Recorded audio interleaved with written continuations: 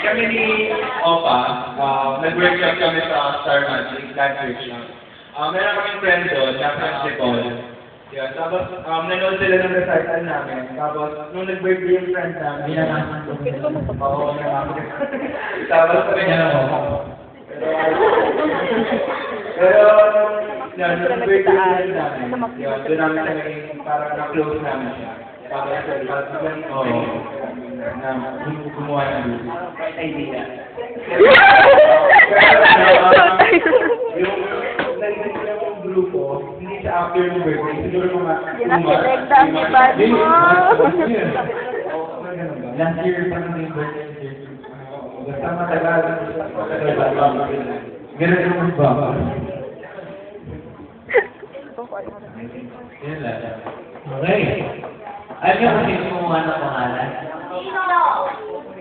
Ito. Ganito, actually, dalawa kami ni Paul. Siya yung kakaibigan ng Savior. Akin ang Rafi. Savior class. Okay.